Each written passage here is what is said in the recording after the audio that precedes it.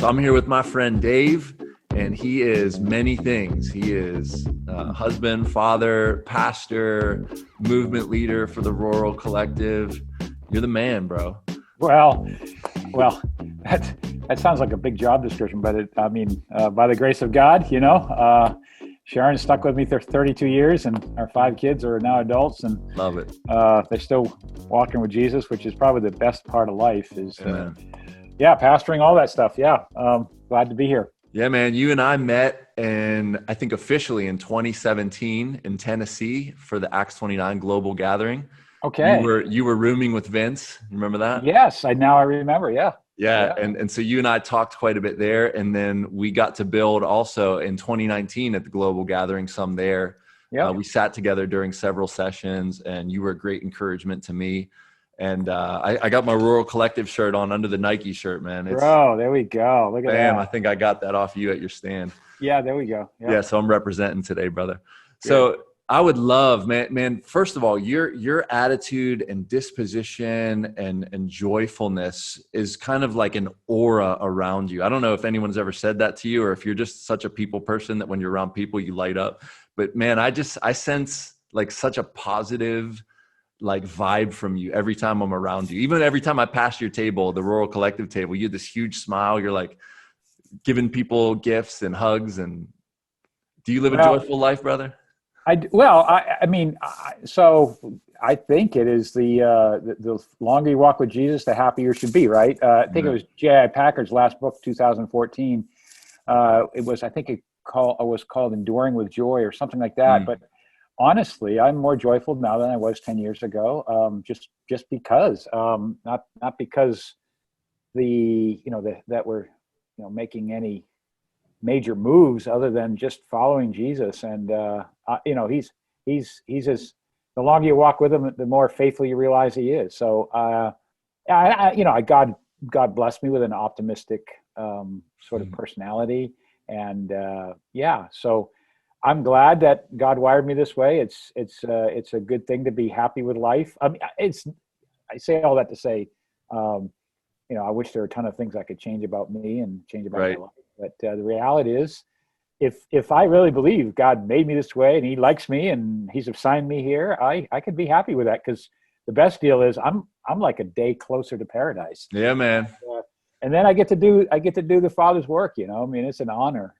It sucks at times. I shouldn't say that word. But you're good, brother. An Acts 29 podcast, dude. Yeah, there we go. But yeah. So I've never heard anybody say that there's an aura around me. Usually there's an odor around me, because I'm a rural dude and I've got chickens. So I was mentored well in seminary. Actually, when I was in seminary, a book came out by an unknown author at that point called Desiring God. His name was John Cooper. And so I was discipled into that and through that. And one of my seminary professors was really kept pointing me towards, that if God is sovereign over all things and he's my Father and Christ has secured me, then growing in that awareness is every reason to be joyful. Not always easy. Actually, today's Monday, and I woke up really sour this morning and wasn't happy with a lot of things and plowing through the day, but so anyway. So you're a Christian hedonist? I would say so, yeah. Yeah. I just think I'm a Christian, and a Christian has to be a hedonist in the sense that, Jesus is the wellspring of, what did he say to the woman at the well? I put it within you a well that you'll never thirst again. I mean, there's great satisfaction. And I've had the joy of traveling the world and seeing all sorts of things, and I realized the best part about life is walking with Jesus. So just keep walking. Love it, man. Yeah. Yeah, and I love that you're a realist too, because Mondays are hard for pastors, and sometimes that's because the sermon didn't go as well, or you got in a fight with a deacon or whatever. Yeah. But it tends to be a thing. Mondays are rough for pastors. I think there's an adrenaline. I think there's a real physiological thing. There's an adrenaline rush on Sunday, and then you have this depletion on Monday. The reality is some spiritual battle going on. You're exhausted. People do not realize what it takes to pastor and to preach a good sermon. It takes more to preach a bad sermon, I think, because then you got to pick yourself up off the floor. But so Mondays is not a good day to take off. I would not recommend that for pastors. I think you should just do a lot of like administrative stuff and just yeah. But so Mondays is not my day off. You brought it off. What's your day of rest? You brought it up. Right now it's Friday. Friday is a great day to have off. Although our church is right now meeting on Saturday, so it's sort of not great. But because we were meeting in a school, and the schools obviously aren't available at this point, so we're renting a church on Saturdays. But Fridays is, to me, my favorite day off, because it's the day, if you can get your sermon done and everything's set, and Thursday night you can go to bed and everything's done, you've got a great day. And then Saturdays is a kind of a catch-all day, and you can maybe work half the day or not at all. Maybe get 2 days off in a row. That's like a miracle for a guy. Man. Yeah, man. Yep. Great.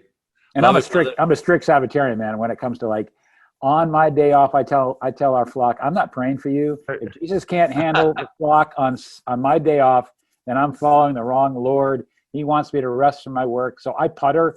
I just do little odd jobs. I make my little list, and I feel really accomplished on Friday, because I go to the dump and I do this little project, and just fill my day with things, anything unrelated to being a pastor. Love it, man. So you turn your phone off. I'm old enough that, I was in pastoral work before there was a cell phone. So I can easily ignore the phone. I don't turn it off because, we're a small church and I want to be there for emergencies, which there aren't that many, or I've got 5 kids and a wife. And so my phone isn't off. It's just, I'm pretty disciplined about ignoring it. Like there aren't very many emergencies that need me. Plus, if you have multiple elders, then you can assign somebody to be on duty on your day off. Although, that's not always easy but anyway. Yeah, man. Well, brother, I would love to hear your story. I think every person's story is so interesting and unique in that God calls people from so many different walks of life, and their journey to faith is so unique. I love to capture stories. So I'd love to hear, like, what was your environment like growing up? Like, what was your household like? Was it Christian, non-Christian? And then what did that look like leading you into the place where you first came to know Christ and receive? Chris, great question. I'm glad you're leading with this, because I think that anybody is saved by Jesus is an astonishing story. And I remember hearing the lies that well, if you come to Christ in a Christian home, in a Christian church, that's not an exciting testimony. I just think that's BS. My dad, we moved to New Hampshire when I was 2. My dad took his first church. He was a pastor in a rural church here in New Hampshire. He'd just graduated from Houghton College. He was 44 at the time. I was born late in his life. So I grew up in this just tranquil little country church in New Hampshire. Nice. And I can still remember the day that the weight of my sin weighed heavy on me. And all I knew to do was go to Dad and ask him to help to get Jesus inside to take away my sin. I was about 4 years old. I can still remember it. I remember climbing the stairs of the parsonage. This is in Epsom, New Hampshire. And finding Dad in the rocking chair. I still have the rocking chair. My dad passed away in 2011 at the age of 90. And I remember sitting in his lap and getting Jesus inside, and then going to play with my, G.I. Joe or something. Right. But I was 4, and it was pivotal. And I am so grateful and I don't know why Jesus comes to some people young. I think it's an incredible gift of grace that Jesus saves children, because even with that, all the trouble you can get into, I think, man, without Christ, through those developing years into my adolescence and teen, I don't know what I'd be like, but I'm so grateful he came to me young, and it was genuine. I was baptized when I was 8, and nice. I remember that day. And then about the age of between 12 and 14, as you get into that place of, you kind of growing into like teenage years, that's when I made a serious choice to really follow Jesus. And the craziest thing, my parents were going to this, I think I was 14. So it would be, 1977. They're going to this seminar called Change the World School of Prayer. And somehow I asked if I could go. The craziest thing. So I go to this thing, and it's a day and a half long seminar, and they really challenge you to spend an hour a day in prayer and then praying for the missionaries of the world. And we at that time were living at an old parsonage and had lots of rooms and had an empty closet halfway down the hallway. And I asked my parents if I could have that for my prayer space. And this is crazy. After school, I'd come home and spend an hour in there, and you kind of like spend 5 minutes. So for someone like me who has attention deficit problems, it would just like, and that was very formative. Now I was still wrestling with all the things that teenagers were wrestling with, filled with lust and temptation. Sure. And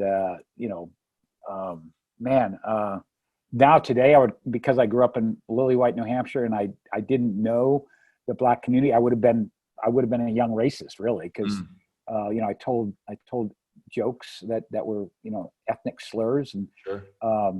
But boy, Jesus continued to pursue me and change me, and it's just this progressive sanctification. So I am just that's my story of God coming to me early. I didn't find him; he found me. And again, it was the amazing grace of Christ colliding with my overwhelming sense of being a sinner. And that to me is the story of grace. And the more you understand it, the more you're alive in it. So, that's my story. I'm sticking with it. Yeah, man. So parsonage, for those who don't know, what is a parsonage? Oh, yeah, that's right. It's where the parson lives. It's a church-owned house that houses the pastor, and in so many settings throughout American history, the pastor would only stay for 2 or 3 years. So they didn't buy a house; they just lived in the church-owned house. So yeah, growing up, all the way through midway through my first pastorate, that's all I knew is living in church-owned houses, and I have a bitterness towards them. Oh, is that right? Was it on the property of the church building? Yeah. Well, typically they were close by. And the ones we lived in were almost all within. So it was 3 I can remember within sight of the church building, not necessarily right next to it, but often they weren't well cared for. And of course, you weren't building up any equity. Right. And there was no incentive for the church or the pastor's family to do really any upgrades. No doubt. So, anyway. And then my kids actually got lead poisoning from. Oh, no. Man. What? So that was the end of that. We quickly got rid of that and began our own process of getting to our own house. I'm not bitter anymore, but it was. Yeah, I'm glad we're out of it. It's funny. My first church growing up, the parsonage, was right on the parking lot. Like, it was right there, man. And the people would come to the pastor's house all the time, off hours, on hours, weekends. And he was so gracious, man. This gentleman, he would receive us. He'd have us in the house. But in one sense, he was never separate from the ministry, ever. That's a tough role. It really is a tough role. Yeah. And my father was his second career. He felt called to ministry when he was like 40. He went to college, and so he didn't start pastoring until he was 44, and he just delighted in it. He was a World War II veteran, and so guys like that, just for them,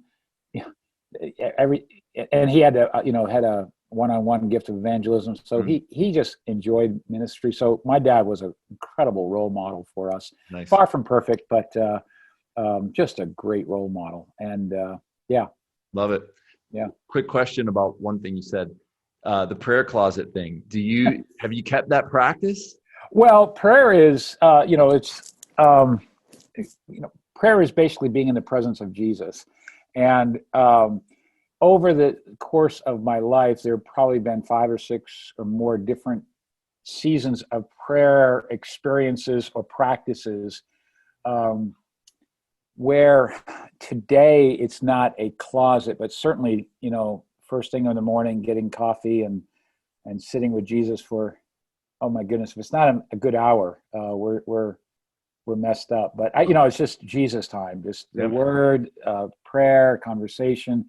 I'm not so much tied to lists anymore, although I do have some that I keep. Actually, I use them on there's a good prayer app called, I never remember the name of it because I just pushed the button, Mm-hmm. Remember, I started pastoring when I had a typewriter. Oh, man. First technological advancement we had is I had a beeper. Nice. So you had a pager. I had a pager, brother. That's what it is, a pager, yeah. So it's called Prayer Mate. It's a really good app, Prayer Mate, and I find it to be a very good way. So I'm not getting any kickback from them. Yeah. Yeah, so I would say that prayer is walking with God, and I hope to be someone who would be like Enoch, someone who walked with God. Love it. And so I would say that my growth in walking with Jesus, it still has its struggles, right? Like we get distracted. The downside, one reason I don't like to use the prayer app is because I'm so consumed by everything else on here. Right. Right. I actually intentionally go down, make coffee, sit with my Bible in my journal, and talk with Jesus without my phone nearby. Yeah. So yeah. No, I mean the prayer closet, but I have places that I like to go to prayer. One I like to go to, this is going to sound pretty funny, but there's a Catholic convent nearby that has this beautiful chapel, and nobody's looking for a Protestant pastor having prayer in the Catholic chapel. Man. It's free, open, and beautiful, and there's scripture all over the walls, and so that habit. Of course, I'm not open during COVID, so that's sort of. But that's having places of prayer is a good thing. Yeah. So, no, I don't have the prayer closet anymore. Nice. That's awesome. Yeah. Thanks for that, man. I appreciate it. And I also commend the physical Bible if you can. Put the phone away, put the tech away for a little bit, open up your real Bible and spend some time with the Lord. There's some beauty there to that. Yeah. Some undistracted time. Yep. Undistracted is right. Yeah. Yeah. Piper, in When I Don't Desire God, he says one of the essential things is having a place. If you're going to spend time with God regularly, you need to have a place, a designed, designated place, and a plan, like a plan of what you're going to do. Yep. And I found that helpful. I'm a bit, attention deficit too. So if I don't structure something, it's not going to get done. So brother, one little other side note, I think pastors in general should, I think they should know the scent of the carpet of their office. In other words, getting their nose on the floor in front of God in desperation. I just think now and then we just need to be prostrate before God on our face. And I just think getting your body in different positions for prayer is helpful, and flat on your face is a good place to be. Yeah. There's certainly a posture of humility and neediness. And I love it, man. Yep. Thank you for that. I appreciate it. Absolutely. So I'd love to hear, brother, you grew up in a Christian home. Your dad was a pastor. He, was his sermon a sermon that led you to Christ, or was it just all of a sudden out of nowhere? I would call it the environment of the Christian community, and the gospel permeated that community. So a small little country church, little Baptist church. And I can't point to one particular person, message, or anything other than I knew Jesus was the solution to my sense of guilt and sin. I don't know. I just think it's the environment of grace and gospel that did it. So love it. Yeah, it's great. Yep. And then so you grow a bit. You're praying. You have this real relationship with God. When did you sense a call to become a pastor? I mean, that's a pretty serious commitment. Yeah. So I went off to college, and honestly, I loved Jesus and hated the church. Now, part of that was, part of the Congregational Baptist culture was these people really loved Jesus, but man, when they had a business meeting, it was like all hell broke loose. Yeah. And there was a disconnect from me about some of the church culture and what the Bible taught about Christianity. So I literally went off to college. I actually went to Word of Life Bible Institute in Spoon Lake, New York. Okay. And I thought I would pursue Jesus without the church because I thought you must have a plan B. And it wasn't until my second year in school, I was an RA, and I was shepherding 14 guys in our dorm. And in that setting, they kept saying, "Oh, David, you make a good pastor, you make a good pastor." Because I was shepherding these guys, and I kind of just said, "Well, Jesus, if that's where you're calling me, I'll pursue that until you stop me." And so he hasn't stopped me yet. Look at that. That was my calling. And so I kind of repented of my negative attitude towards church. And And then, and as a pastor, you have a lot of influence. And so, ironically, and this was, I came home, I transferred to Liberty University, finished in the fall of December of 1986, came home to New Hampshire here. My dad was still pastoring a little country church, and I got a job and was looking to go to seminary, and he was paying me under the table to preach for him for 6 months. Wow. And he was turning 65, and he basically in July announced to the congregation, I think it's time I retire. And of course, the congregation, rather than doing the whole pulpit search thing, they just said, David, would you be our pastor? Wow. And I just registered to enter into Seminary of the East, which is now, it was in Worcester, Massachusetts, so it was driving distance from New Hampshire. And so I became a pastor. I was just shy of being 24 years old. I just got engaged to Sharon. She had one more year at Liberty. And so I started pastoring the church my dad retired from, and only about 50 people. And so I figured, they figured, I think, what damage can he do, right? So that was it. And so part of that was the affirmation process of the church there, confirming. So I think by 91, I was officially ordained. So yeah, and I've always said if the elders in the church said, Dave, you should do something else other than being a pastor, I probably would happily go that route. Just not. No, I enjoy being a pastor, but it is darn hard work. Yeah, it is a burden. People just don't realize the spiritual battle, the betrayal and disappointments, and then there's all the inner struggles. So I could talk a long time about all of that, but God's grace is sufficient. In fact, the verse that has kept me sane since I was probably 14 is that 2 Corinthians 12:9-10. Mm-hmm. My grace is sufficient for you. My strength is made perfect in weakness. Yeah. And man, that's been such a gift to keep going back to that, going, yeah, I'm a jar of clay.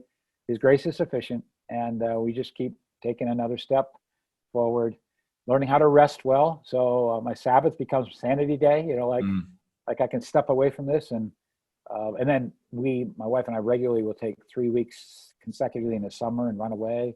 Nice. Just to get away. And man, that's really important. Yeah, brother, I worked for 5-6 years in non-pastoral ministry. And some of it was laboring, like digging holes and like carrying heavy things, using your body to do labor. And I would work 10+ hour days sometimes, and I would come home tired sometimes. But man, when I started doing ministry work, I was exhausted, like to me, unexplainably exhausted, like emotionally and physically and spiritually. I was just tired. And it was very confusing to me because you're not like lifting anything and you're not digging anything and you're not like putting blocks on and, cinders. And it is very taxing. And for the outsider looking in, I don't think it's easy to explain that. No. It is the most meaningful work in the world. There's nothing like it. Probably only second to being a mother, I think. I think pastoring is the most meaningful job in the world. And so there's that great honor and the great promise that there's, I think we have to bank on the things promised in the eternity for doing a job well here. And so, you get beyond the sort of, I could break my 3 decades of ministry into, I wrestled with traditionalism first, and then I wrestled with pragmatism, and then I wrestled with egotism. And once, now I hope to think I'm a realist about what I'm called to. And I think that also increases joy, right? I mean, I'm still being sanctified and there's still stuff to work through, but it is hard work. It is rewarding work. I just did a membership class last night on Zoom. Love it. Yeah. 8 people on there, and 2 of them have come to Christ in the last 9 months. And that's to awesome. Hear their stories of grace. One comes out of a very affluent, educated background. The other comes out of just a drug addicted world. And both just glow with Christ. So, to see the gospel take root in people's lives and there's nothing like that. That's baptizing a new believer for me is probably one of the best experiences in the world. It's energizing, right? Oh my goodness. I mean, in such a deep and profound way. So it's great, man. Yeah. So Acts 29 is the network that we both belong to. Yes. You were there in the very beginning, right? Yeah, we were like church number 24. Okay, that's we still joined we joined around 2004, sometime in that window. Yeah, and it became a thing in 2002, right? Early 2000s. Yeah. So the reason I was connected to it, so I did 10 years of pastoral work in the first church I pastored, and by God's grace, the last 3 years were a rocket ride. The church grew to packing out like 250 people in this little rural church. Same one your dad pastored? Yeah. Oh, that's awesome. Yeah. Now, I mean, the first 4 years I was in seminary is the longest honeymoon a pastor should have. We got married, we had babies. So we grew to probably 100 people, but no conversions to speak of. And then after I graduated, it dawned on me, we got to lead this church to think about being here for the people not in it. This was pivotal, and this is what it takes, I think, to a lot of talk about what do they call it? Turnaround churches or ingrown, outgrown. Yeah. So when you take an ingrown church or something that even culturally has just become ingrown, and you say, we've got to exist for the people not in it. Those were 3 painful years, but then that paid off. I said painful because like 5 key families left over that time, good friends, I didn't do everything right by any means, but then it's just the church just starts filling up with all sorts of brokenness. It was beautiful. So then I got recruited on staff at a church down in York, Pennsylvania for 5 years. It was a mega church. And I was number 2, did 2/5 of the preaching. It was really good. But there was also a side of it that it was like, it was lacking in certain things. So my goal there was I was going to move south. I had a really good resume, and I was going to go south, get a church. I wanted my own swimming pool. That was my high and lofty holy goal. And Jesus hit me over the side of the head with like a 2x4 in the fall of 2001 to come back and plant in 2002. I'm ordained with the Conservative Baptist Association. I don't know, they're a small northern denomination that people primarily know through Denver Seminary and Western Seminary. Okay. But, a lot of good guys in it, but their church planting strategy was lacking when it came to, it wasn't theologically driven, wasn't missionally engaging in the way that I thought. And while I'd been on staff at the megachurch, I was part of Leadership Network's Young Leaders Network, and that's where I ran into Mark Driscoll and some of the founding guys of Acts 29. And so when we planted, I heard about what they were doing, and while I was connected with the Conservative Baptist, I pursued them. And at that point, I mean, goodness, assessment was you raise your right hand and say that you're, you believe in the doctrines of grace, you're Reformed, and you're complementarian, and basically it'd take you in. Nice. The bar was really low. I mean, and I'm proof of it. But that was, and so I've been part of that network from the get-go and just hung around, kept going to this stuff, gave myself to doing a lot of assessments because I thought that was a way I could serve the network. Have ridden the waves of Acts 29 1.0, 2.0, we're now 3.0. Much controversy in between. Yeah, much controversy, and just staying faithful, because the best part about Acts 29, and even beyond just being a network of churches playing churches, is the fraternity, the brotherhood that has kept me sane theologically, that's kept me missionally driven, been my friends in the darkest hours, been counselors, and so that's it's the tribe I feel most at home in, and I think we're doing noble work. We're not the only thing on the block, but man, I'm glad by God's grace I found it found me, and I'm still a part of it. Yeah, brother. Yeah. So for me, the Acts 29 network was what Megan and I, my wife, made our call from God, kind of the confirmation. So we decided, plenty of people said, you should pastor a church, kind of like your dorm experience there. And I was like, no, I'm not going to be a pastor. And when I caught a vision for what pastoral ministry could look like from Mark Driscoll, really, and Reformation's Rev, and like the people they were reaching and ministering to. And I was like, wow, all right, so you could do church like this. I think I could do that. Yep. I could play in this lane.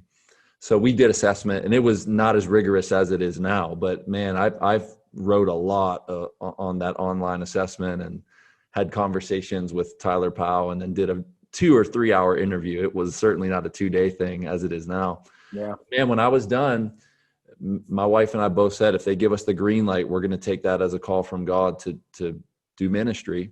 Yeah. I was on a team of elders at a church, and they were like, you should start right away. And we were like, okay.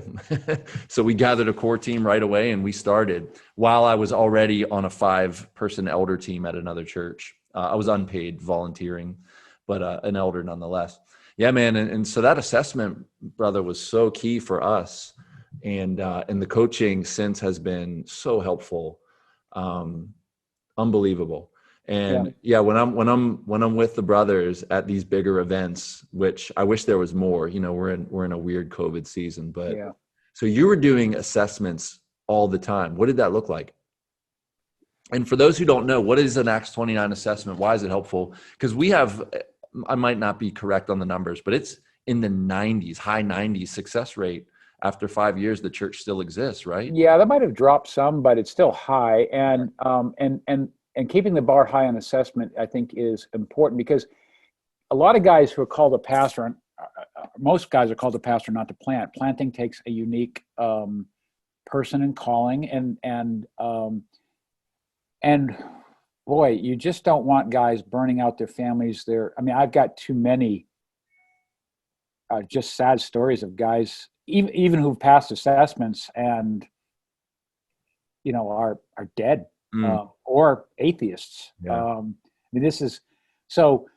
The assessment is a rigorous, you know, everything from theology to marriage to character to competency when it comes to planting, because you have to have a measure of entrepreneurial giftedness. Now, not all of us are super entrepreneurial. I wouldn't say I am, but just enough to get by, or courageous stupidity. Mm-hmm. You know, so there's all sorts of benefits to that, and so now after you do the whole online thing, and depending on what region you are in, the assessment coordinator does the interviews with your references. Then your assessment team gets this. The last one I got was like 120-page report. Oh, my goodness, yeah. So then there are 3 pastors and at least 1 wife sitting in for 2 days or day and a half with the couple. And preaching happens live, and so you get there's just the assessment process has so improved. And basically, a guy will walk away and get a report that gives them basically 1 of 4 outcomes. One is plant right now. You don't need anything else. We'll make you a member immediately, or as soon as you gather the core. Or not core, but critical mass. It used to be 40. I don't know if that's still a standard. It was 40 when I was assessed. Yeah. Yeah. The other is number 2. You are approved as a planter. Will move you from being an applicant to a candidate, but you need to meet these conditions in the next 6 months or so. Mm-hmm. So, number 3 would be you have potential, but there are some significant conditions that will take you some time, more than a year likely. So, if you want to pursue that, come back to us and be reassessed, not at the same level, but. And then the last one is God loves you as a plan for your life, but we do not think you should be a planter at this time in your life at all. That's helpful, right? To hear that, even though some guys are really grateful to hear that. It's freeing because they're feeling guilty. They're feeling like they should, and other guys are ticked and they'll plant anyway. Or I've seen the whole gamut. Like I said, I've done. I don't know how many hundreds of. I don't know if it's 200 or whatever. I just lost count. But I've been assessing since I would say 2008 or 9 or 10. I don't know, somewhere in there. Wow. And I think it's a way to contribute to the network as far as just being in a room with other guys and helping a couple determine God's call. Yeah. So it's a beautiful process, and it's interesting that when you talk about the assessment and coaching. So when I joined the network, none of that. I mean, the assessment was an interview with one guy, and the guy that I met with said, "I don't think you really fit the network." because I wasn't young and hipster and I wasn't planning in a real urban place. Yeah. And, and yet then I was still accepted, which I think by God's grace was a gift to the A29. Not that I'm a gift to the A29, but the network needs to be broader than just young hipster guys who are, flannels, thick rim glasses, coffee. Yeah. Addicts. It's okay if you're just not cool. I mean, Jesus uses, people like Pinckney. I'm the standard of diversity here. Like, love it, man. Yeah. Yeah, brother. One of the things you said on a former podcast I thought was intriguing was early on, Acts 29 was a very city-centered church planting movement. I think along the lines of city to city with Keller and his people. Sure. And you said that you. I wouldn't say it was an outward bold lie. I just looked at Concord and I wanted to be in the network, and Concord is the capital of New Hampshire. So therefore it's the urban center of New Hampshire. Now actually Manchester, New Hampshire is the largest city of 115,000, but Concord was bursting at 40,000, and so back then I could make the argument because Acts 29 was all they were concerned about is, really urban hipster and suburban planting. And, so yeah, I just made the argument that I belong because of that. Now I'm leading the rural collective because Concord is the capital of a rural state. Right. Concord has a chicken ordinance, like how many chickens you can have in your house. How many do you have? Well, I don't even. So this is the other thing. I don't even live in Concord. I live in one of the surrounding little towns of. I live in Chichester. I have 6 chickens. I'm on 5 acres. I can have as many chickens as I want. But in Concord, you can only have 5, and you can have no roosters. Nice. Because of the noise, right? A noise ordinance, yeah. So, that was back in the day, and again, for me, Acts 29 has been this fraternity, this brotherhood, and it's just kept. I've already said this. It kept me sane. But there has been this sense where those of us who God has called to plant in obscure, forgotten, isolated, small places didn't have recognition. Not that we're looking for recognition, but it wasn't valued. Yeah. And I thank God for Steve Timmis that part of his leadership time was to help bring about a focus in Acts 29 for the urban poor and rural planting. Yeah, and the Islamic collective as well.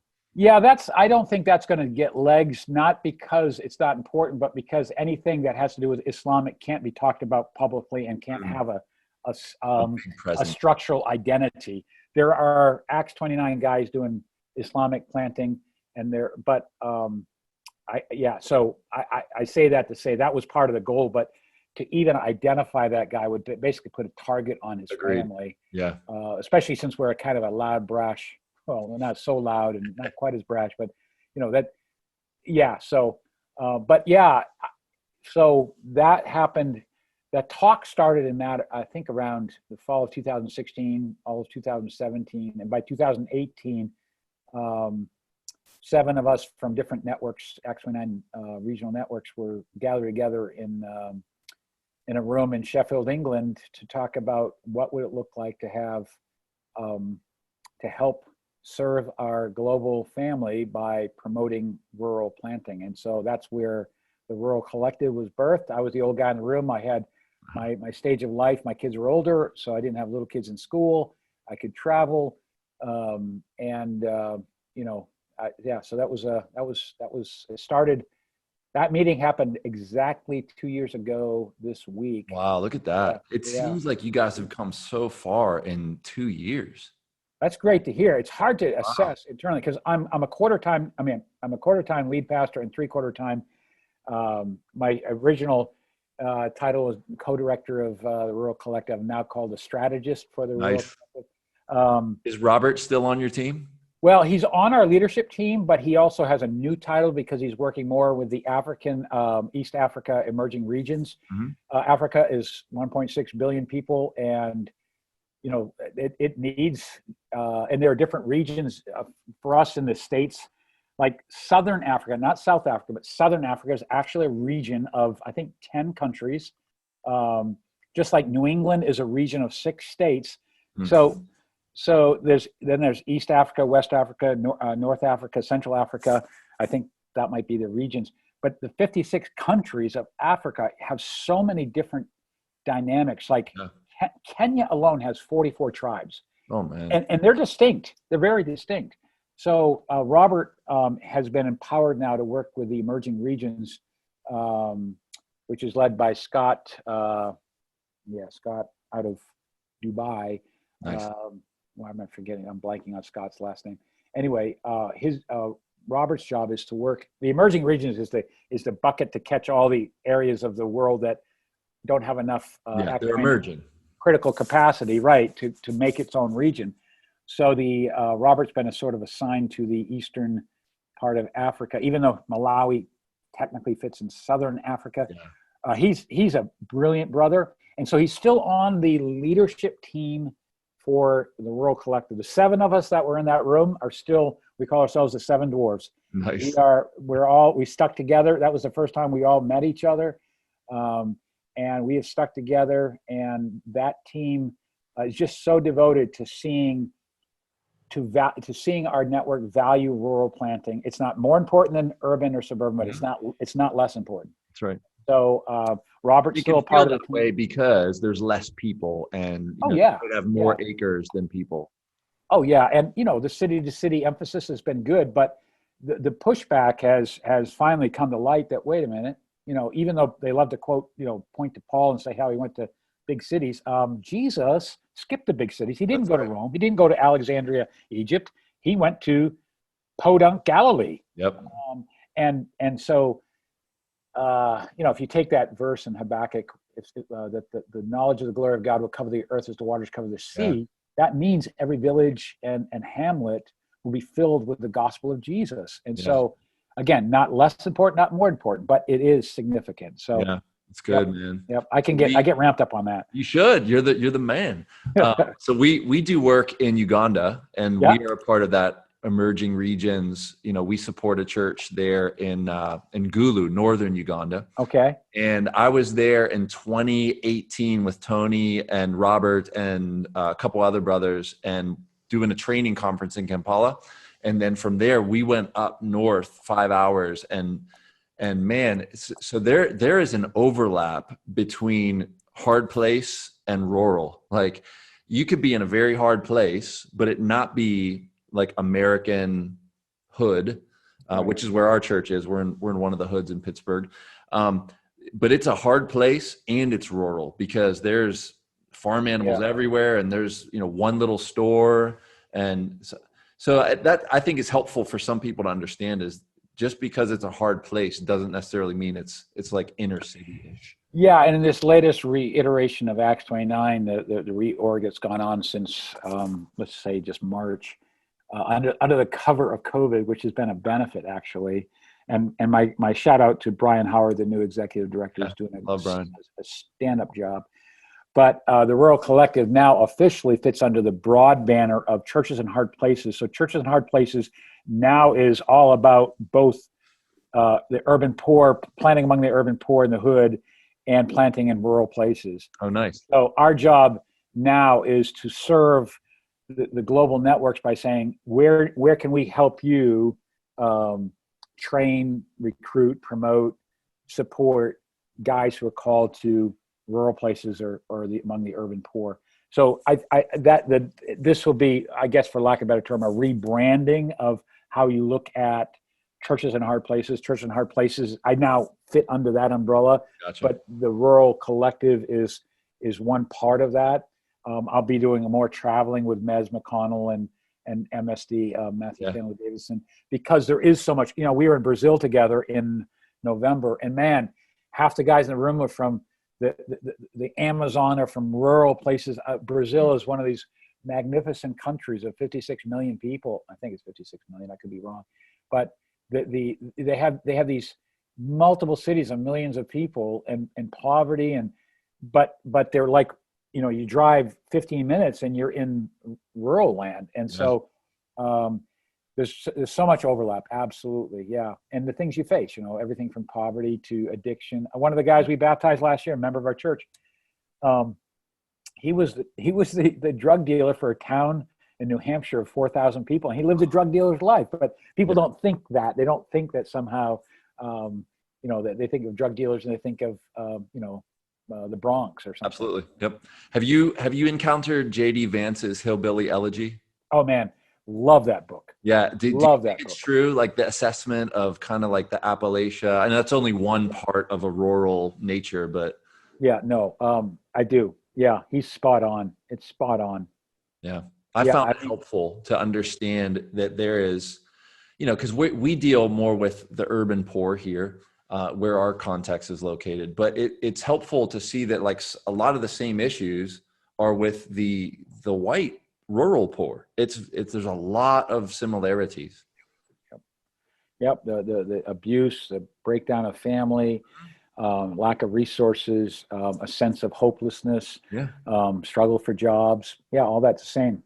Yeah. I'm curious to hear your opinion on this. I live, 3 or so miles from this church building here. We're in Wilkinsburg, and I live it's a suburb. It's a diverse suburb. I have to go out east. So towards like Philly, would be east for me, and into the country. It seems like in America, or maybe this is just PA, I don't know. I see more and more conservative, Trump signs, and typically when I go more into the city, I see Biden and this kind of left support. Do you have a context for why that is? Being that you're in like the rural, network. Yeah, let me, I would like to point people to, I won't be able to find it this quickly, but Keller put out like five characteristics of the church. And the first one is like the care for the poor and something to do with justice. I forget the third one. The fourth one has to do with the care for life and the view of the ethic of sex. So the first two sound very liberal and the last two sound very conservative. And he makes this argument. He says the biblical Christian will not find a home in either political party. Because if you're true to the Bible, and that fits. So it's, as far as why, I'm just not a sociologist. My oldest son got a degree. Well, I was going to say a degree in sociology, but he could talk at length about some of why the city tends to be more blue and the country seems to be more red when it comes to political views. I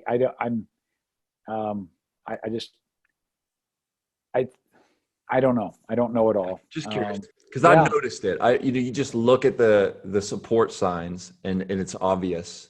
I've heard, at least for the urban, that the closer you get to a university, the more you're going to find kind of a left-leaning majority, and that has to do with the professors and what ideas are being taught there and whatnot. Yeah. Just curious if you had any. Well, now that you brought the university thing, I think I heard someone say this, and I think it's true. The American culture has spent up the principle of its Christian roots, and now it's spent up the interest, and now it's digging into the principle, in the sense that so much of America is not following Jesus, and even American evangelicalism is so far from, I think, a robust biblical Christianity, because it's really about your comfort and what's in it for you and your own vote. I mean, it's crazy. And so I think you bring up a good point that since universities, which, you take Harvard and Dartmouth, and they were all founded as Christian institutions for the propagation of the gospel. And now they've got a whole different gospel, right? Yeah. And so I think not that liberalism is unbiblical. I mean, is rooted. How do I need to be careful? I'm not smart enough to be talking about this, so I'm going to get myself in trouble. But I think, for me, in a simple fashion, like when we say our Pledge of Allegiance, we say liberty and justice for all. Mm-hmm. The red staters are about liberty, freedom, like give me my guns. Sure. And the blue staters are about justice. Well, they both matter, but without roots in a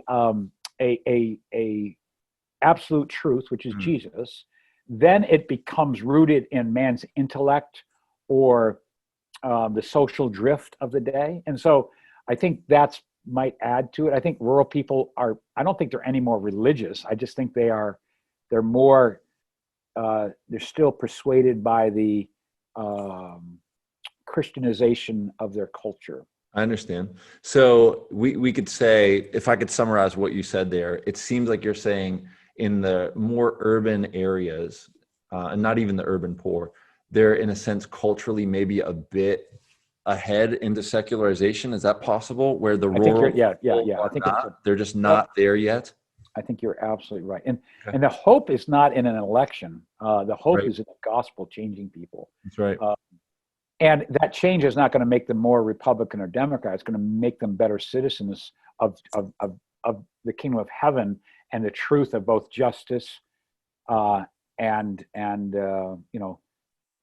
sexual ethic, and caring for the poor. I mean, historically, that's, it's when I have my dark moments, I go, okay, is Christianity true? I look at creation, I go, okay, absolutely. Yeah, me too. And then I start thinking about, okay, what has Christ done and his presence done on the earth? And you think about public health and public education, which are all rooted in a gospel-driven Christian movement. And even Western civilization, people love, Europe and traveling there, but so much of that was, all these barbaric people who've been evangelized, and they brought to bear good civilized laws and biblical practices of just weights and balances. And so you suddenly had a organized culture which created social lift. It had nothing to do with a white Anglo-Saxon. It had to do with the gospel transforming by God's divine decree a certain people. And so, I'm talking way beyond my education and my reading and my intellect, but from a layman's small church pastor view. Yeah, I got you. Yeah, I tell people I study these things as a pastor, not as like a PhD, because we only have so much time, right? And we have to preach every week, and we have to counsel people, and we don't have time to get a sociologist degree and a psychologist degree and a political science degree.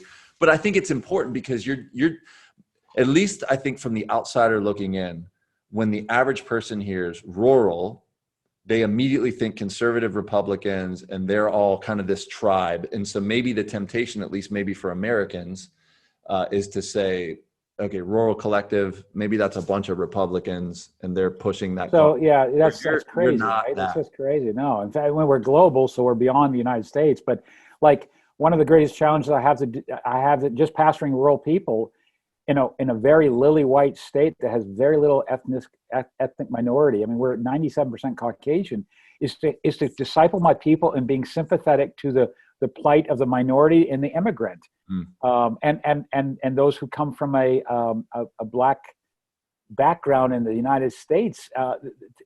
So I'm trying to disciple people away from just this sort of patriotic. And again, I love our country, but it's not our home. It's temporary. Yeah, we are citizens of the kingdom. Yeah, we're citizens of the kingdom. So so if you're in a blue state, you have to disciple people away from like the government is your savior. Like that's blue. Blue staters are they really worship the government. They think that the government is the answer to all things. And science is like going to cure everything. Like it's going to save them. Yeah. And so every culture, whether it be a conservative Republican or a liberal Democrat, has its false gods and false saviors, and we deal with fighting against the sense that American patriotism and our rural brothers around the globe they just lose their mind when they realize how many guns my kids have. This is, like New Hampshire's, I call my house Fort Pinckney. I own one gun. It was given to me by my brother-in-law's. It's a single barrel shotgun. Pump action? Yeah, but my boys, who I didn't bring up, but they've just become like, they're all men now. But they just become these gun-toting guys. And, I'm just like flabbergasted by that. Yeah.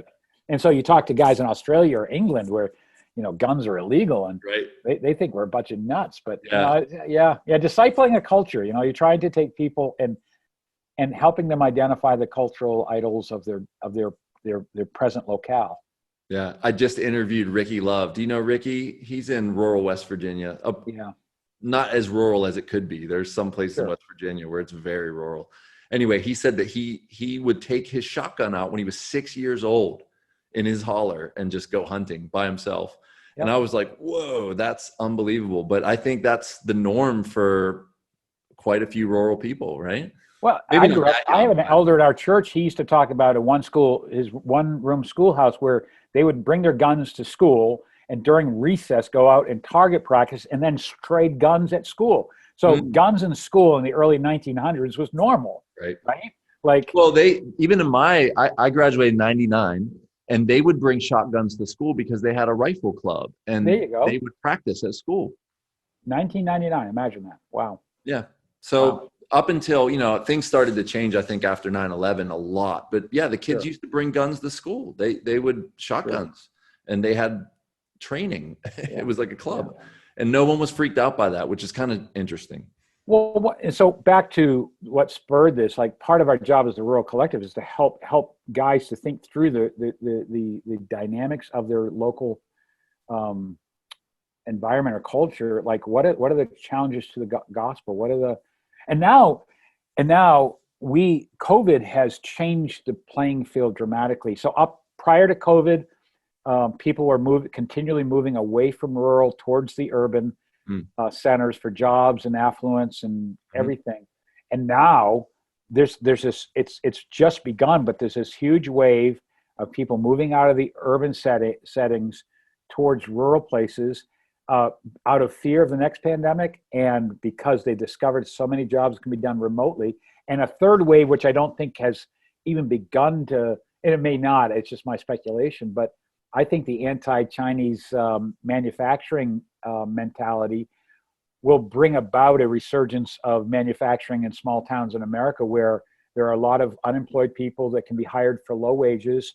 And I just think so suddenly rural church planting is no longer just a theological truth that should be done regardless of the drift of population, but now has become, to me, strategic, because people moving to the rural settings aren't coming knowing Jesus. They're coming out of fear.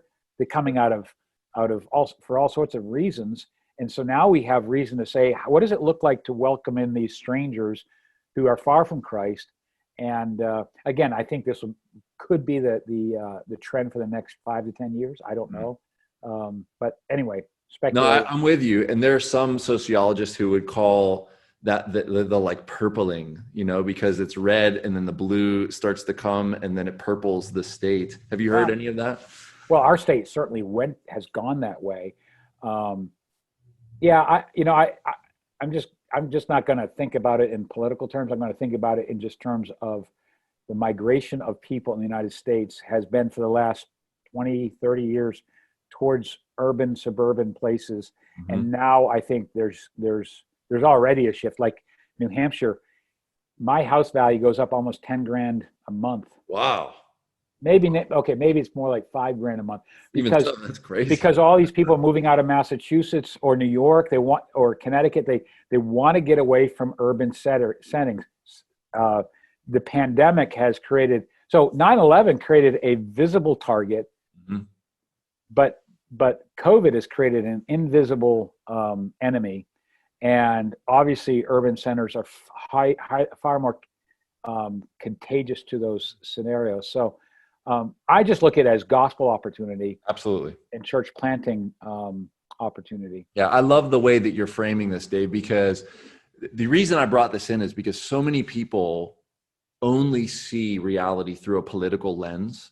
I think politics in 2020 has become God. When we abandon the true and living God, we have to put a small g God in its place. And I think the political, affiliations and ideologies and allegiances, it's become worship. And for most people, that's their lens. It's like their worldview. It's what they see everything through. Where you're saying, no, we're going to look at all of these opportunities and situations and circumstances with a gospel lens. and a gospel opportunity lens to advance the kingdom of God, which I love. I love the way. And that's what we're supposed to. The political currents are really irrelevant to the church. That the church in the first 2 centuries grew under Roman rule, which was no friend to the church. No. And there were localized persecutions for the first almost 300 years of the church. And so and the church spread. So to me, the American Christians' fixation on politics, both from the left and the right. So we have evangelicals who lean both ways. Their fixation on it is to me and I'm speaking as someone who grew up and has had to repent myself of my fixation on it. Sure. But I would just urge brothers and sisters in Christ to say, listen, for the gospel's sake, it doesn't matter who wins in November. It does not matter. Jesus is sovereign. He appoints kings. He brings them down. Right. If we really believe, we need to be people of Daniel, that we are pilgrims following God in a pagan land. And we need to seek to leverage our opportunities for pointing people to the one who's with us in the fire. Could there be the only hope for the United States as far as a bright future is a gospel awakening, and that will not come through a politician. No, not at all. Yeah, power and the church don't mix, and historically that's just been the case. So yeah, I think we've fallen prey to that. I went to Liberty University, the moral majority. It was part of the DNA that if we can only win the next election, blah blah blah blah. Well, I mean, I care and I read stuff. Sure. And I will vote, but you're not apolitical. Yeah, my hope isn't in that. And boy, it's liberating when I'm able to talk to my liberal friends in New Hampshire, my atheistic, agnostic, liberal friends about, that I apologize for the church's being in bed, so to speak, with politics. It's just not right. So anyway, that's sort of and you have a unique perspective because you did go to Liberty, and I don't know if a lot of the younger generation is aware of the moral majority. And that's true. But there was a huge influence there, and and you lived through that. And it's interesting that there's so much overlap in the two parties and their concerns, like you said, with biblical Christianity that. I think we do fit easily and nicely into either side. Yep. No, Keller, listen to Keller stuff on that. I mean, you look back historically. So Francis Schaeffer, who I really admire, but he was fixated on political influence, and his son Frankie Schaeffer, part of his atheistic conclusion was he loved his dad, but he just saw how power corrupted what he would consider to be quite a beautiful gospel. I don't want to put words in Frankie Schaeffer's mouth, but he loved his dad, saw in his dad, what his dad did with Labrie, and so when Christians are unleashed to care for the poor and think creatively about serving their community and detach themselves from political concern, man, that's liberating. And it's different in a society of where we're citizens who get to vote, and our leaders are brought about by vote, not by they're not monarchies. Right. So we struggle with that. It's certainly not the perfect system. It's a great system, but not a perfect system, and it will not last. We have an eternal king who's perfect. He's a benevolent dictator, and that's right. He's a sovereign. Yeah. That's right. Yeah. And it's helpful to say that, Dave, to get people to realize that like you're in a very temporary situation right now. And if you're a believer in Jesus, you're going into a kingdom, and you're going to be a citizen of a kingdom, not a democracy, not a republic. And the best thing you can say to people, I think, in a church is, listen, love your neighbor, but most of all, love the person in the pew with you, and especially if they have a minority view on politics. So like a healthy church in New Hampshire, we're going to have people who are Biden supporters, and we have people who are Trump supporters. They need to learn to love each other and tone down their sense of hope in their candidate. Like, their candidate is not the hope of the world. And again, not that you need to be in the world. You need to render to Caesar the things that are Caesar. That includes a vote. But man, when you get wrapped up in it, and I think we watch. That's the downside of the information ages. We've all become thinking that we're omniscient, that we can know everything because of Google and because of CNN and Fox News and BBC. And the reality is we weren't. That's not our job. That's God's job. And if He does appoint kings and presidents, then we do our job and let God do what He wants. Which Daniel says He clearly does. Proverbs as well. Yeah, absolutely. So yeah, great. The reason I brought that up, Dave, is I'm not trying to trap you or anything. I don't feel trapped. Okay, good. I try to look through the eyes of multiple people, and when some people hear rural, I know that they immediately think conservatives and Republicans and policies, and that's not what the Rural Collective is doing. And case in point, just like you mentioned, Brazil and Africa. I mean, there's so much going on outside of America within the Rural Collective that this is not like Acts 29's conservative branch. Man, you're the first guy. You're the first guy that's ever made that to me. Like, I never thought of that. I mean, it's just not been. For 2 years, it's not been in my thinking. I'm sorry I did that to you. No. But it's good because, I mean, the majority of our churches are in the United States. So if you think the Rural Collective is about anything to do with conservative politics, I'm sorry, that's not. Our job is to help promote rural church planting. That's right. And planting rural churches means we're making disciples in the forgotten and obscure places that Jesus loves. And that means, pastors need to be wise as serpents and shrewd as wise as serpents, or shrewd as serpents and gentle as doves. Got it. And all across the spectrum, I don't care if it's rural or urban, we have to help people not put their hope in political movements. Amen. That's just it's a stain on the American Christian church that somehow that's more powerful than making disciples. So it's good to be. I appreciate you bringing that to mind, because, and of course you're in Pittsburgh, which is the home of Joe Biden for at least some of it. I'm in New Hampshire, first of the nation primary. So politics is part of the lifeblood here. And Pittsburgh threw off the 2016 election because so many of the surrounding communities, they're surprised everybody and voted for Trump. Like, why would they do that? They're union steel workers, right? So we have to live in those cultures, but to live in those cultures is to point people to a king, not a president. Amen. That's a good way to say it, brother. Yeah. We don't want to be apolitical and say like, we're Amish, we're pulling out. But at the same time, we don't want to make it everything, because it's not. I mean, God is sovereign over politics, and United States is only one country amidst many, many, many countries that God is working in. And, if the stats are right, the global South, it seems like there's more movement of God there than in Europe and the United States and Canada. So we have quite a mission on our hands. Yes, we do. We do. It's good, man. Tell me what's going on.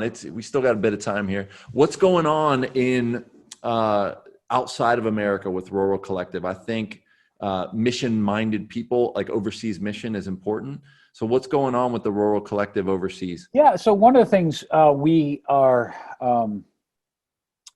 let me point out two things. One is, so we're trying to create partners with rural church planters in non-United States settings with rural churches in the United States. And the whole idea there is there's a real health and growth and a sense of value when a small rural, or it doesn't have to be a small rural church, but a rural church in the United States intentionally, not just money, but prayer and visiting and resourcing and encouragement and just growing together in relationship. When there's a relationship built between a church in rural America with a church in, say, rural northern Italy.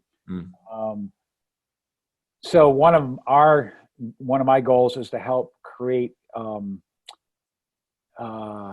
sort of like best practices and how to match up rural churches in non-United States settings. Now, it's the other thing is we are because we're working with Church in Hard Places, they have a really good apprentice program which helps a lot with, so we have a ton of people approach us from Africa and India and South America. And of course, they're looking to us for resources, which equates money. Well, it's if they're looking to you for money and you say, well, you reform, they're going to say, I'm going to be whatever you want me to be. Right, no doubt. And I'm not trying to downplay their sincerity, but there's been such poor theological training in so much of the world. And so the apprentice program the Church on Hard Places has built, they have two versions of it. A 2-year version for a guy that's probably less literate, perhaps, but clearly less educated. And over the course of that 2 years, they meet monthly in a cohort with a cohort leader, and they're working through a book that there's, I forget how many there are, and they have to write a paper. Now, this isn't a college paper, but they're trying to train these guys to think through gospel concepts and biblical concepts. And over that time is to create a pool of guys that come out of that. Let's just say it's 40% of the guys that come out of that who are ready for assessment and called to church plant. That's sort of a long ramp. We have a 1-year track, which is faster, obviously, and for those guys who are more educated, have more biblical literacy, and but the whole goal there is it's an on-ramp toward assessment, not guaranteed of assessment, but at least. So one of the things we're doing in the Rural Collective is trying to, and there are about 160 guys in the apprentice program right now, and probably 30% are already rural. So that's become an exciting part for us because we're not trying to recreate the wheel. Church in Hard Places had focused on that among the urban poor. You mentioned Uganda. There's a number of guys. So I'm excited about helping rural guys get into that. So that's a global part. We've got the pandemic forced us to think creatively, and we've been talking about doing webinars and podcasts that are global in reach. And so we've started those. Webinars are like the first Wednesday of every month. Nice. And we do that at 2 times of the day to reach the Australian time zone and over there, as well as the time zone in Africa and England that's ahead of us. So I think it's like, is it 10 in the morning and 8 in the evening Eastern Standard Time? So that's a webinar which we take a guy from, doesn't have to be A29, but they typically, again, we're still new at this, but basically talking through, let's just say, elder training in a rural setting. What does that look like? Sure. And so someone will do a 35-minute presentation and then have Q&A. And then the podcast, I'm interviewing, we call that Gospel Nobodies, interviewing. The last one was John Beam on the North Shore of Oahu, in a town of 3,500. Are these public? Yeah, they are public. Because of the reorg that Acts 29 is going through, I can't say. So Acts 29 Rural Collective Facebook, I think you can find the podcast there. Okay. As far as the webinars, I need to double check where they are. That's great. So, but they're recorded, and I know the podcasts are available almost immediately. Well, they're done on Facebook Live, and then almost immediately. I think they get a little editing, but almost immediately accessible on our Facebook webpage. Yeah, Excellent. Facebook page. Yeah. Yep. That's great, man. We were supposed to go to Uganda in March, and COVID shut us down, and we were going up there to do just our church. 10 of us from our church were going to go and assess. So That's awesome. I was going to do an assessment with Acts 29 there in Kampala. And then we were going to go north to Gulu, where Pastor Jimmy is with University Community Church. And we were going to do a pastor's training with 50 or so pastors in that area, just in Gulu alone. And we weren't going to promote Acts 29 or anything, but what we were going to do is see like who has kind of a theological bent to them. Who do we see that they're taking what we're saying here and they're really showing interest, and then working with them and then hopefully passing them off to either Church in Hard Places or linking them up with you guys in the Rural Collective. That was our hope. And in those settings, right? Yeah, I got shut down. But yeah, well, when that opens again, the goal would be to get them into the apprentice program, probably. Now, there are some guys that are theologically trained, like the guy, Stephen Salamo, he's been waiting for assessment because they got shut down because of COVID too, but he's in the rural part of northern Kenya among the Rendeli people. Nice. And, he and I shared the same theological professor in seminary, the guy that went from Worcester, went to Kenya, went to Nairobi. And so, he's had the same, he's just one of these guys that doesn't need the apprentice program, but many of the guys do. They have not had that luxury. And so, and then our goal is then, as Lord blesses, is so that Eastern Africa creates its own network and they can do their own training. Right. I mean, this is, Stephen Whitmer wrote a book. He's not X29 yet, but he should be, will be. He and I are on the Gospel Coalition of New England steering committee together and started the small town summits here in New England. Nice. Anyway, he wrote a book. He's a PhD guy from Cambridge, brilliant guy, rural pastor. Wrote a book called A Big Gospel for Small Places. And I think it's in there, but he talks about we need to have a 100-year plan, which is far more realistic. And if you look at the Bible sort of analogies of the kingdom, it's more agricultural, slow growth, long-term planning. No doubt. And so, I mean, I'm excited about the long-term effects of all this. Should the Lord tarry, I hope he comes tonight, but if he doesn't, should he tarry another 1,000 years, and there's no reason he can't, may we think long-term about what it looks like to train up people in Eastern Africa, including Uganda and Kenya, and seeing them flourish into a network that is as robust as what we experience here in the United States. Yeah. Amen, brother. I'm with you. Yeah. I love the sense that we're all on the same team here too. Whether we're in East Africa or whether we're in New Hampshire or in Pittsburgh here, we're all working towards the same goal for more people to come to know Christ, be discipled, sent out on mission to their family, friends, and influences. And I'm so excited that you're partnering with guys in Uganda. I mean, that's because you're a model for what I hope happens throughout Acts 29, especially in the United States, is we have so many resources. It's true but sad that, and I'm not throwing the church under the bus by any means, but we were in a very, very large Acts 29 church, and their donut budget on a Sunday was larger than a rural church plant with Acts 29 in rural Australia. So and again, not to say, they're not saying that buying donuts for everybody coming to church in this mega church is a wrong thing, but perhaps we can leverage more from the resources of the wealthy states to help plant churches in very impoverished places. I mean, India and Africa, we want to see guys self-sustain, but frankly, there's just not a ton of industry. And so for a while yet, I think we have to think about what does it mean to help underwrite church planters and then try to help them think of creative ways to become self-sustaining. But liberating finances from the West.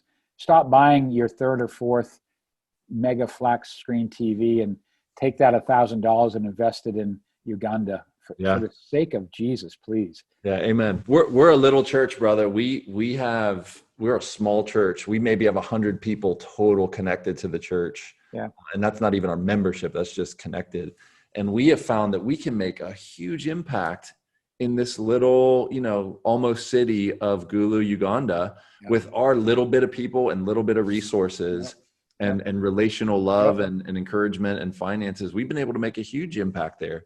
And so for a church that has a lot of resources, man, they could make a huge difference in some of these countries. And Jesus, and I don't want to sound like someone bitter towards people being wealthy. I mean, compared to the world, I'm super wealthy. No doubt. Yep. We do want people. I mean, wealth is a danger to gospel joy and missional impact. And I just think, woe to the man who has so much. He says, I'm going to build a second barn, right? Like, let's be honest with American wealth. And, even with our building programs, I just sometimes, I wish we had a building. We planted 18 years ago and we're now in our sixth rented location in 18 years. And I wish we weren't putting out money. I wish we had it. But at the end of the day, a building can be a distraction to global impact and missional sacrifice. And again, I like a well-appointed building and I like quality coffee. I'm not a coffee snob, but So you'll drink Dunkin' Donuts. Well, actually, yeah, I will. But I actually think McDonald's Newman coffee is better than Starbucks. So is that right? Oh, yeah. man. Oh, yeah. Yeah, I know I'm scandalized by that, but yeah. And I'm a thrifty rural guy, right? So gotcha. for a buck and change, I can have coffee and not put out $4 or $5. In fact, I challenged a buddy of mine. He's a rural guy planting outside of the town next to Fort Hood, and I was visiting him, and he said, "Let's get some coffee." So there's a Starbucks nearby. So he drives in there and said, "Dude, you're losing all rural credibility by coming to Starbucks." So then he takes me to the property they own, which is like it is rural as can be, just to regain his creds. Nice. That's funny, man. But I just kind of joke, yeah. I love it, brother. Man, if you're ever in Pittsburgh, I would love for you to come down and even preach for us someday. And yeah. I would love to do, maybe in the future we could do something together in Africa, link up something in the future. But yeah, I love your attitude, man. I love your like joyful disposition and heart. Your generosity in even doing this interview. So thank you. Well, yeah. Where can our people find you online? Like, you have a church website, there's Church in Our Places. I'll link these in the description notes.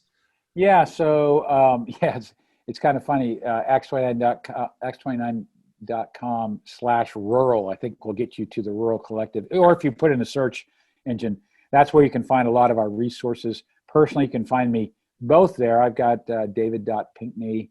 Trying to spell that will be a challenge, but David.Pinckney. How do you spell it? Yeah, Pinckney. Nice. Pinckney. And it's David, not Dave or Davey. It's David.Pinckney at acts29.com. And our church here in Concord, you find us at ROG Church, which stands for River of Grace, okay. ROGchurch.com. And so those are places you can find me if you want to find me. Don't call on Friday. Don't email them on Friday. No, man, don't do that, because I don't care about you then. Jesus does, but I don't have to. I'm off. I don't have to labor that day. I love the work, but man, I need mental space. So, amen. Yeah.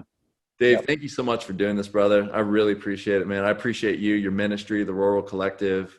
All love, man. Appreciate it. Hey, appreciate it, and may Jesus spread the gospel through a lot of the small towns of. I was on the phone earlier today. I'll close with this with a guy from Clearfield, Pennsylvania. Okay. Yeah. Rural. Is it Clearfield? That sounds right. Yeah. And interested in Acts 29, and so who knows what's going to happen. Dude, Pittsburgh's such a weird place in that right here we're in a very urban environment, but you drive even 20 minutes and you're in trees and cornfields, and I mean it's a weird kind of city. Yep. I'm sure it's like that where you are. Well, may Jesus fill those places with gospel communities that are joyful about being redeemed. Amen. And, on mission. Yeah. So God bless, man. Thanks, brother. Love you. All right. Take care.